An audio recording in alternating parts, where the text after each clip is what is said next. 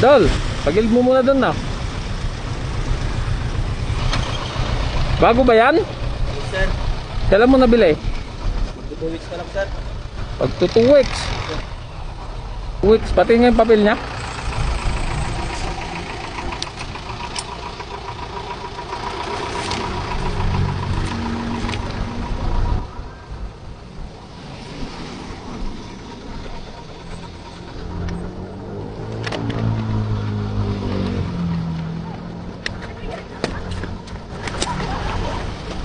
Pati yung papel niya. Kailan binigay ito, Idol? Kahapon lang, sir. Kapon. Oo, sir. Anong sabi dito sa plaka mo? Sir, papagawa muna ako ng temporary plate ko, sir. Kasi nag-chat naman ako para papagawa. Kasi yung plaka niya daw, sir, papadala pa lang daw. Ay, kapon mo lang nakuha to. Opo, sir. Ipagawa mo kagad ito, no? Yes, sir. Kasi matatamaan ka ng no plate, no trouble dyan. Opo, sir. No? Yes, po, sir. Kapon mo lang nakuha to. Opo, sir. Sakit. Ano bang advice sa'yo ng kasa? Sir, Anong advice sa'yo ng kasa? sabi niya, sir, magpapagawa muna ako ng temporary plate niya kasi yung temporary, wala pa lang daw papadala. Ay, yung original plate niya, papadala pa lang, sir. Walang bibigay daw. Wala naman, sir, na walang nasabi, sir. Walang sinabi. Dapat sinabi mo na sila mag-provide. Diba? Oo, sir.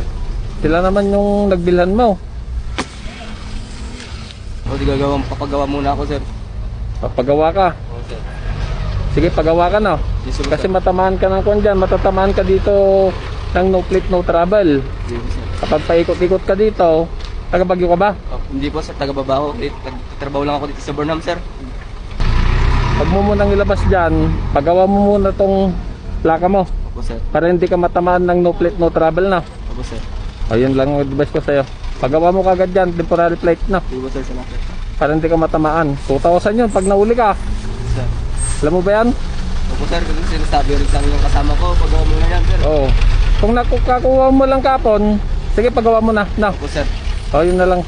Kasi sabi dun, sir, kay 3 to 4 weeks yung one original plate niya. Kaya nung paggawa ko ng ORCR niya kahapon, paggawa mo ka ko muna ng one temporary plate, sabi niya, sir. Sabi nila, sa kasa. O, sige, basta pagawa mo na. Opo, sir. O, pagawa mo na kagad. Yes, sir. Parking mo na dyan. Para hindi ka na mauli dyan na. May iba.